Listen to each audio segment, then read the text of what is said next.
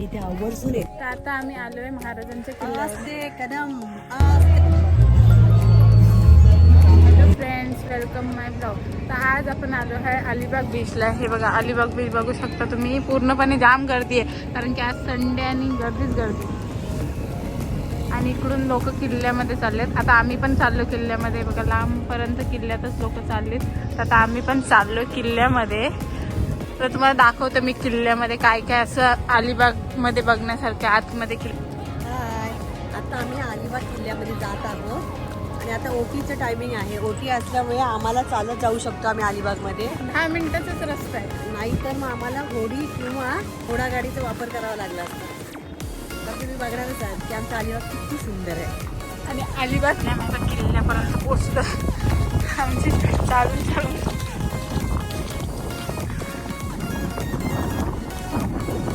हे अशा प्रकारे किल्ला बाहेरून दिसतो. पूर्णपणे चारी बाजूला पाणी असतं आणि हा चारी बाजूच्या मध्ये हा किल्ला वसलेला आहे. तुम्ही बघू शकता. आता मी तुम्हाला आतून दाखवते किल्ल्याचं एंट्री द्वार कसं आहे. हे असं एंट्रीलाच द्वार आहे आतमध्ये एंट्री. आणि किल्ल्याचं एंट्री द्वार हे ईशान्य दिशेला आहे. हे असं आतमध्ये आलं.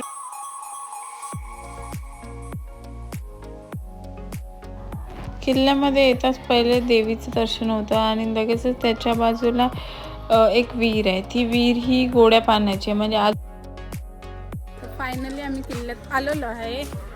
बोला काय बोलता, काय बोलतास. इथे हे सुंदर असं गणपतीचं मंदिर आहे. ते पण मी तुम्हाला आतमधनं दाखवते कसं आहे ते.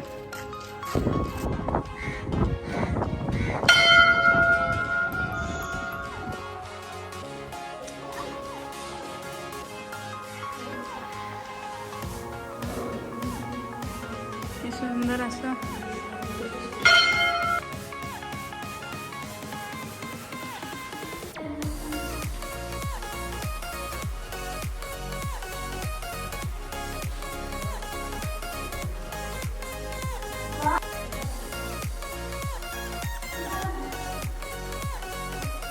आमचं दर्शन वगैरे झालंय.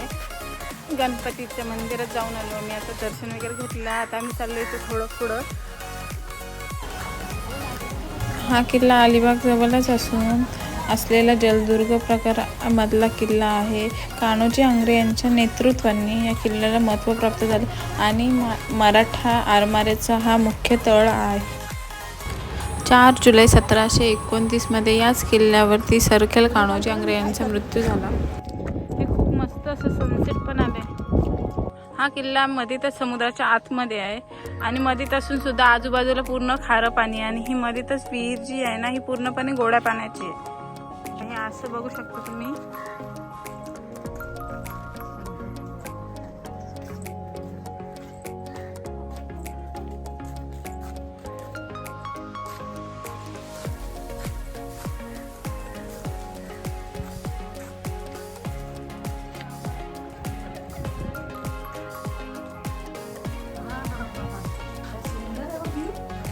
वाव, हे बघ किती मस्त व्ह्यू आहे. आणि हे पण म्हणजे किल्ल्याला दोन्ही साईडने दरवाजा आहे. एक म्हणजे आपण ते मगाशी दाखवलं तुम्हाला मुख्य द्वार आणि हे बॅक साईडला आहे. आणि इथून एवढा बीच सुंदर दिसतो ना, एक नंबर व्ह्यू दिसतो.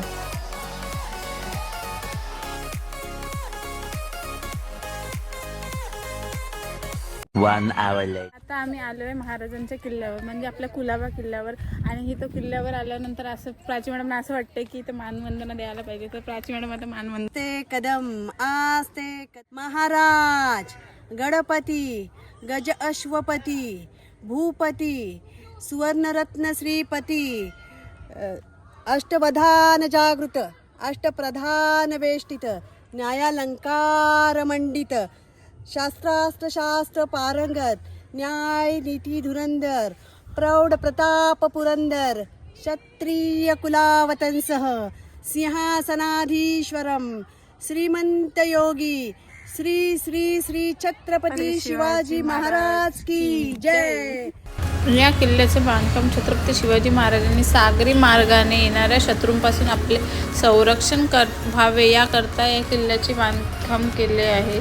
तसेच या सागरी किल्ल्यापैकी अलिबाग येथे कुलाबा किल्ला हा लोकप्रसिद्ध आहे. ठेवण्यासाठी ह्या किल्ल्याचा ऐतिहासिक बांधकाम केलेलं आणि हे बांधकाम छत्रपती शिवाजी महाराजांनी केलेलं आणि या बांधकामाला पूर्ण शंभू महाराजांनी केलं आणि सरखेल कान्होजी आंग्रे यांच्या आरमारीचे केंद्रबिंदू ठरले.